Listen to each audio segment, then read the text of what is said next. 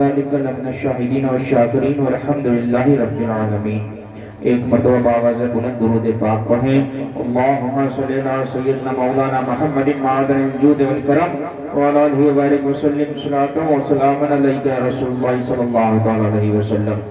ہمارے اعلیٰ حضرت امام احمد رضا خان فاضل بریلوی علیہ الرحمہ ارشاد فرماتے ہیں، زمین و زمان تمہارے لیے، زمین و زمان تمہارے لیے، مکین و مکان تمہارے لیے، چنین و چنا تمہارے لیے، بنے دو جہاں تمہارے لیے۔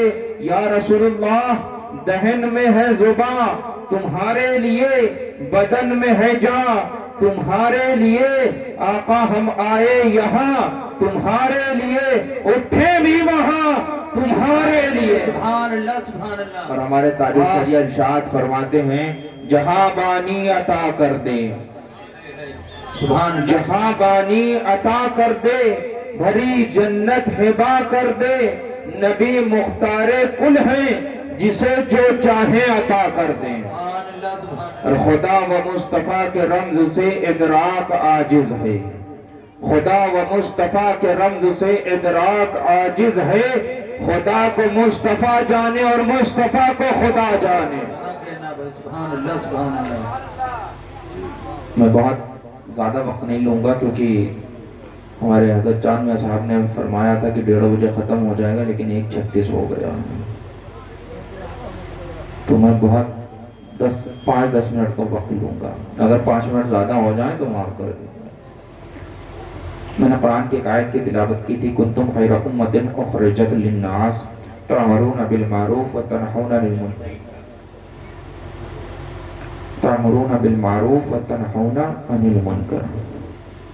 تم تمام امتوں میں بہتر ہو، لوگوں میں چنے گئے ہو۔ تم تمام امتوں میں بہتر ہو، لوگوں میں چنے گئے ہو۔ کیوں؟ کیونکہ تم بھلائی کا حکم دیتے ہو اور برائی سے روکتے ہو۔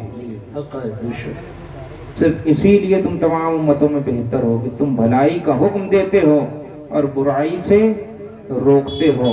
جانتے ہو بروز محشر سب سے پہلے یہی امت مرحومہ بلائی جائے گی، اس کے بعد حضرت نوح علیہ السلام کو آواز دی جائے گی۔ حضرت نوح علیہ السلام سے خدا تعالیٰ ارشاد فرمائے گا، اے نوح، تم نے میرے پیغام کو اپنی امت تک پہنچایا؟ تو حضرت نوح عرض کریں گے، اے پروردگار عالم، میں نے تیرے پیغام کو اپنی امت تک پہنچا دیا تھا۔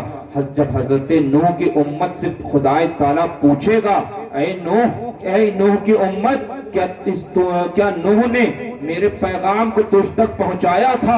تو حضرت نوح کی امت کہے گی، اے پروردگار عالم، ہم تک حضرت نوح نے تیرا کوئی پیغام نہ پہنچایا۔ اگر تیرا کوئی پیغام تھا اور مجھ تک پہنچتا تو ہم بھی مومن ہوتے۔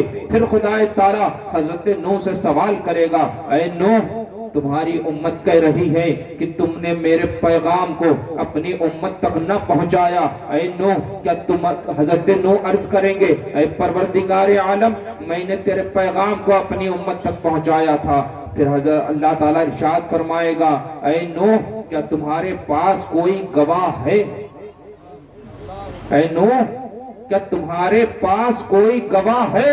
حضرت نوح علیہ السلام عرض کریں گے، ہاں پروردگار عالم، ہمارے پاس گواہ ہے اور گواہی کے طور پر اسی امت کو پیش کر دیں گے۔ سبحان اللہ سبحان اللہ سبحان اللہ سبحان اللہ۔ یہ امت محمدیہ ہے کہ حضرت نوح علیہ السلام گواہی کے طور پر اسی امت کو پیش کر دیں گے۔ یہ امت حضرت نوح علیہ السلام کے حق میں گواہی دے گی، عرض کرے گی، پروردگار عالم، حضرت نوح علیہ السلام نے تیرے پیغام کو اپنی امت تک پہنچا دیا تھا۔ اب حضرت نوح علیہ السلام کی امت اس امت سے جھگڑا کرے گی، بحث کرے گی، مباحثہ کرے گی، کہے گی کہ زمانے کے لحاظ سے ہم اگلے ہیں، تم پچھلے ہو۔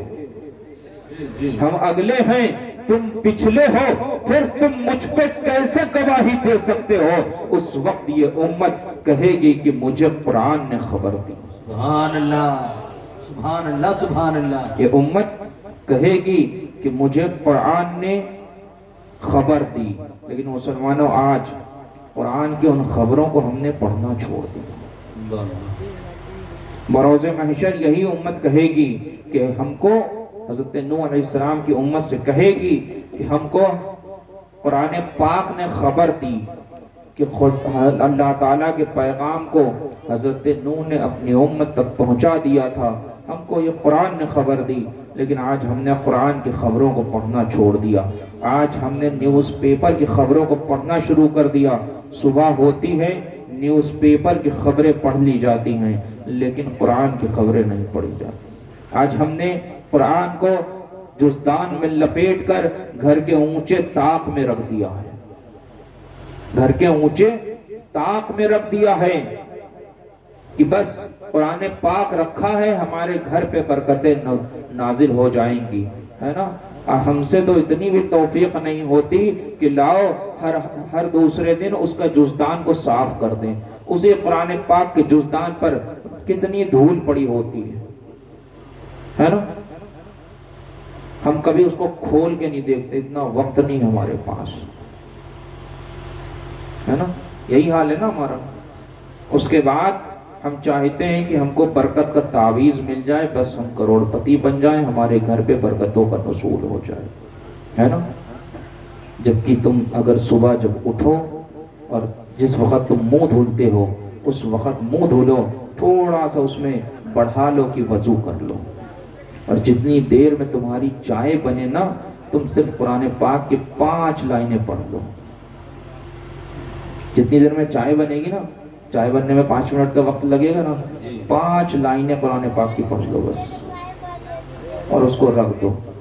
پھر دیکھو تمہارے گھر میں کیسی برکتیں نازل ہو. سبحان اللہ سبحان اللہ سبحان اللہ. پھر تم اسی 5 لائنوں کو پڑھ کے تم جس کام کے لیے جاؤ گے خدا تعالیٰ تمہیں اس کام میں کامیاب کرے گا. سبحان اللہ سبحان اللہ. ہے نا. کریں گے آج سے انشاءاللہ قرآن پاک پڑھیں گے.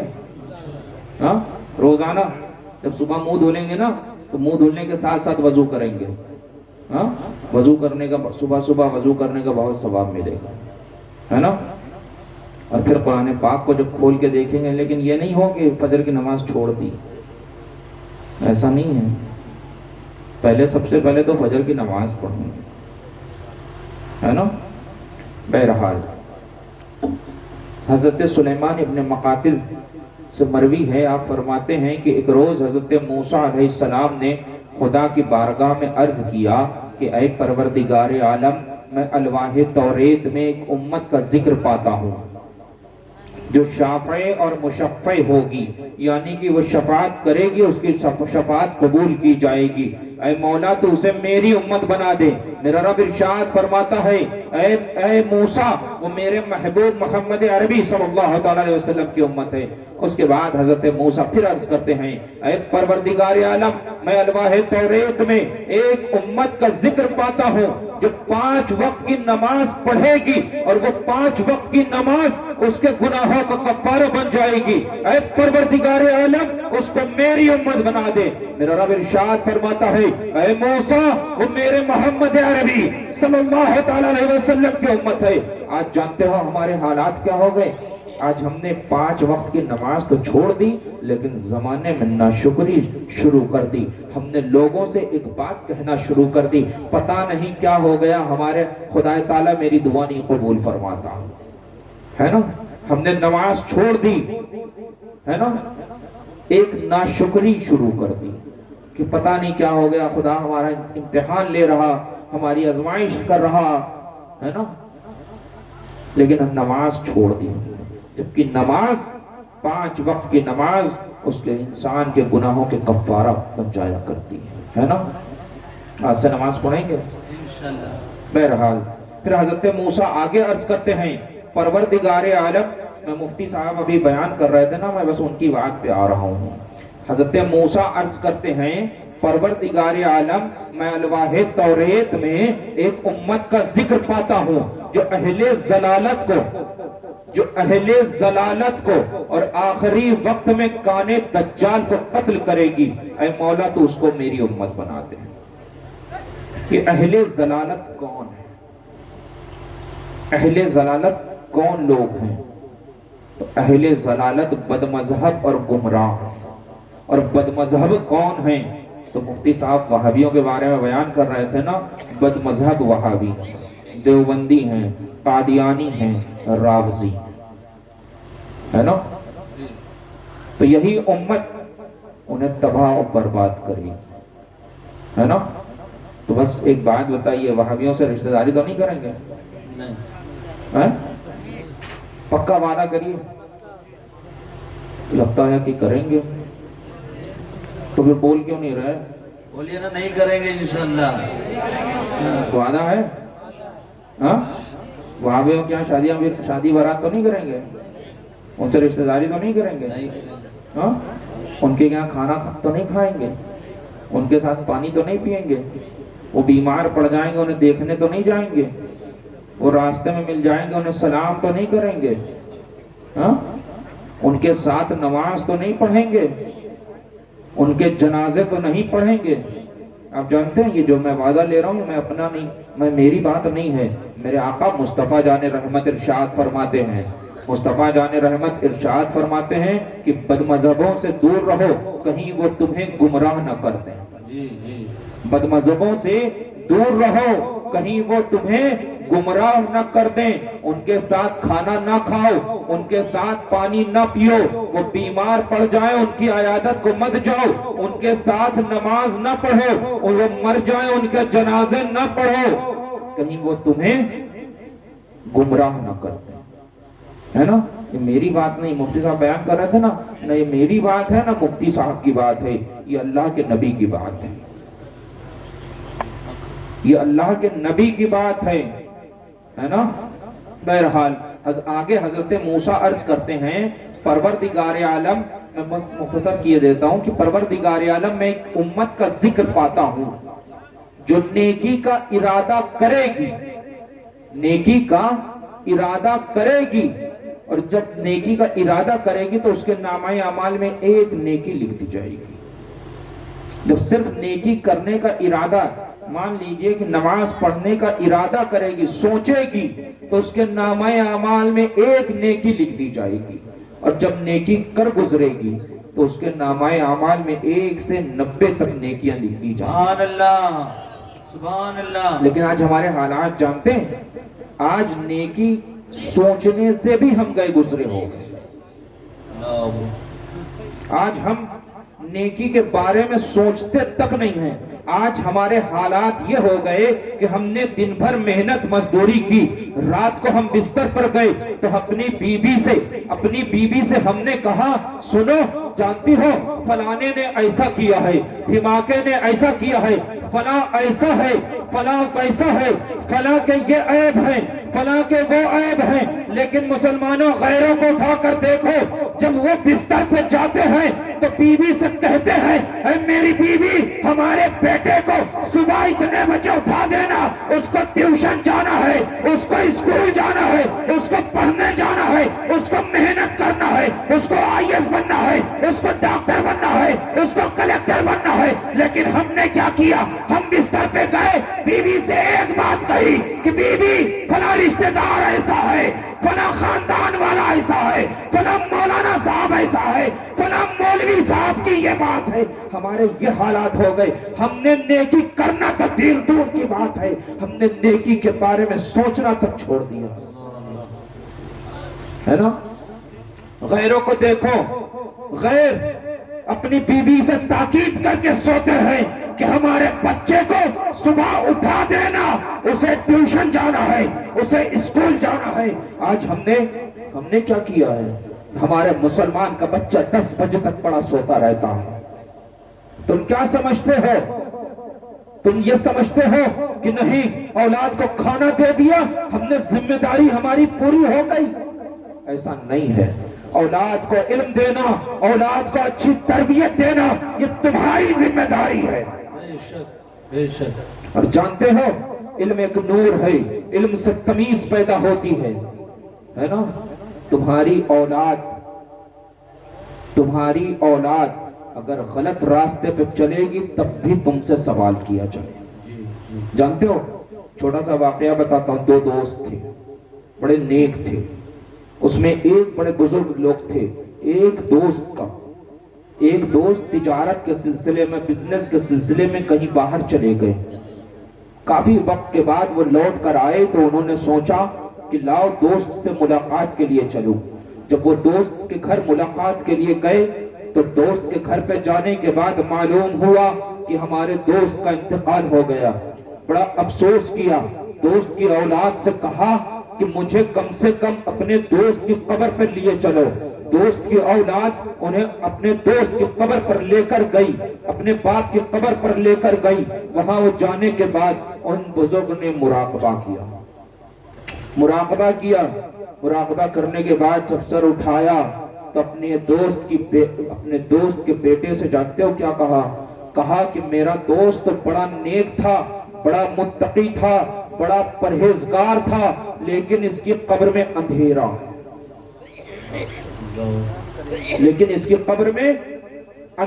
है।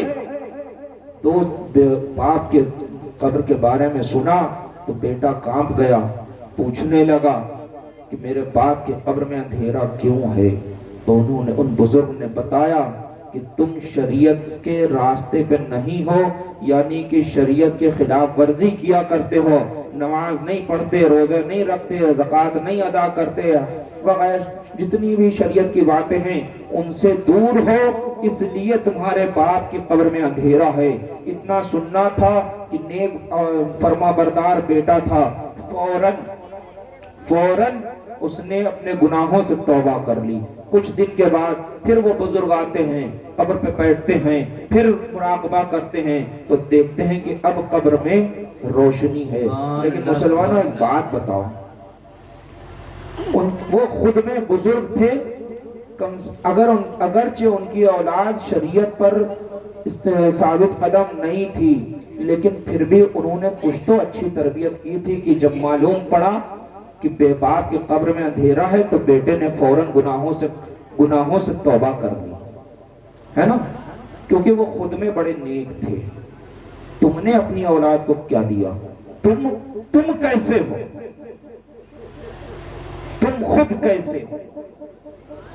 तुम 5 वक्त नमाजी हो कि तुम्हारी औलाद को मालूम पड़े कि तुम हमारे बाप की कब्र में अंधेरा है तो बाप औलाद कहे मेरा बाप तो बड़ा नमाजी था, इसकी कब्र में अंधेरा, लाओ मैं गुनाहों से तौबा करता हूं। तुम हो नमाजी?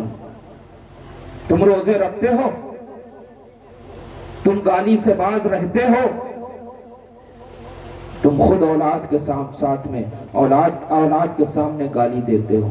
तुम खुद औलाद के सामने पड़े सोया करते हो। मुअज्जिन मस्जिद से फजर के वक्त पुकारा करता है।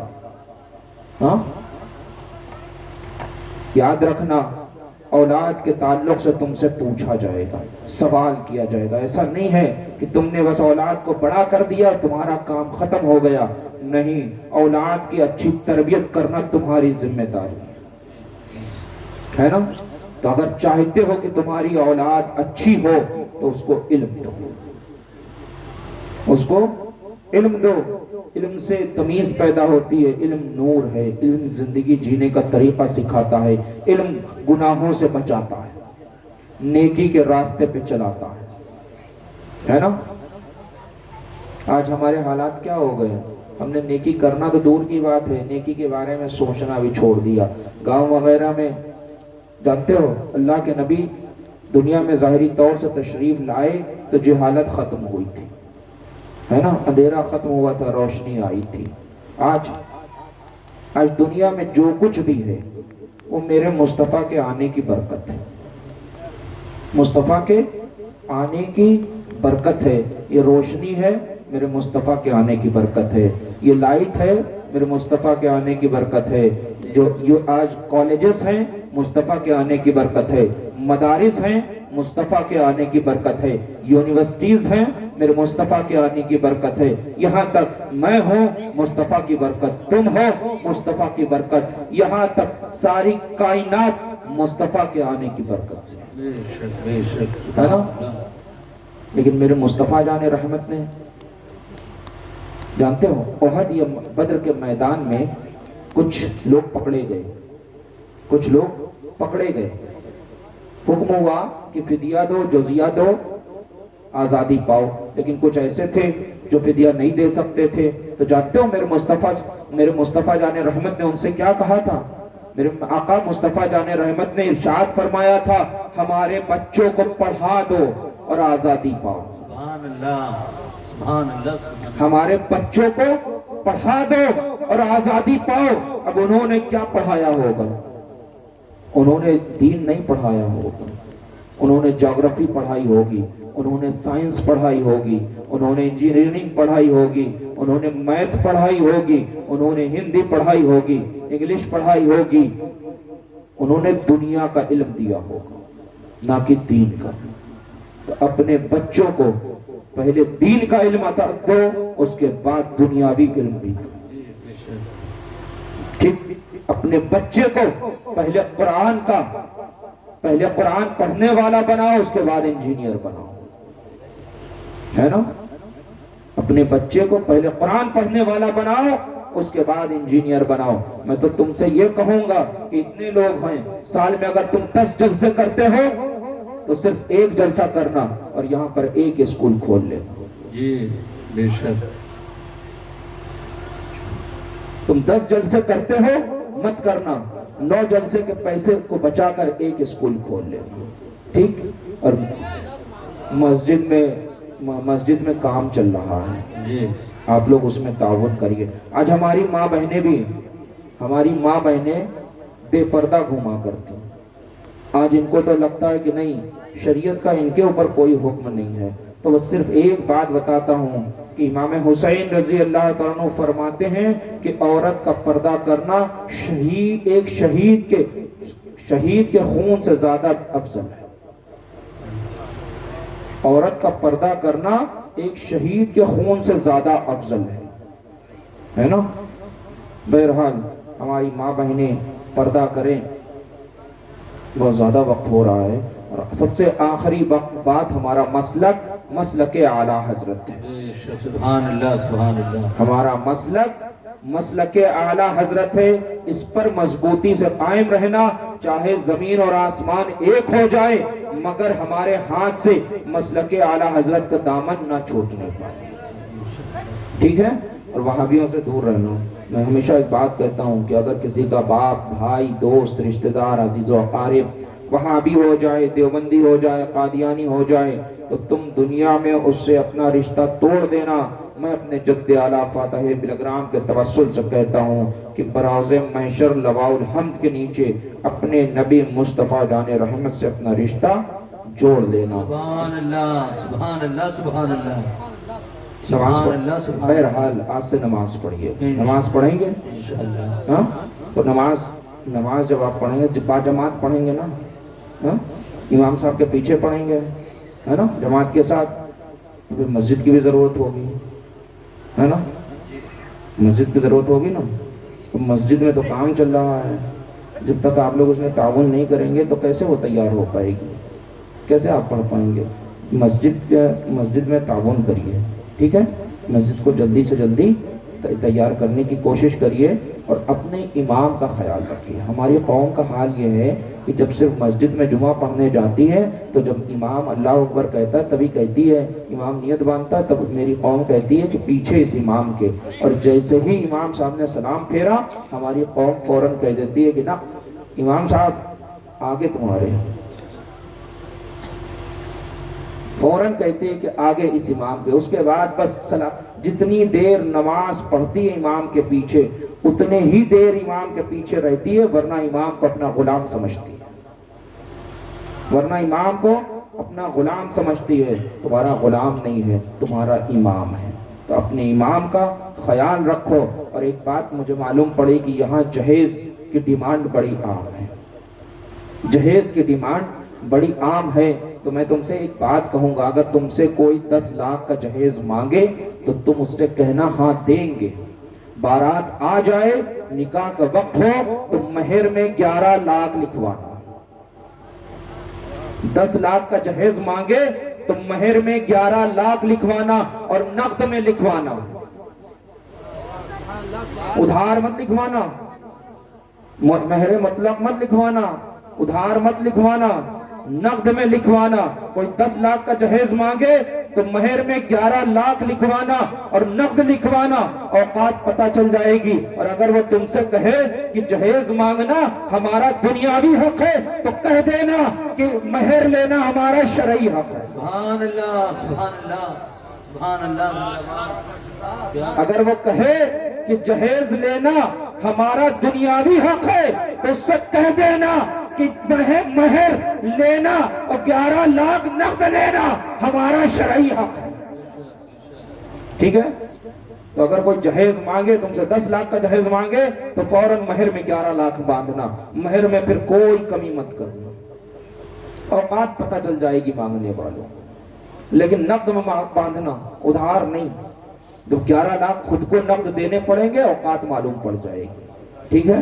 بہرحال اللہ تعالیٰ آپ سب کو اچھا رکھے اور ہم سب کا خاتمہ ایمان پر فرمائے۔ استغفر اللہ رب من کل ذنب واتوب الیہ وما علینا الا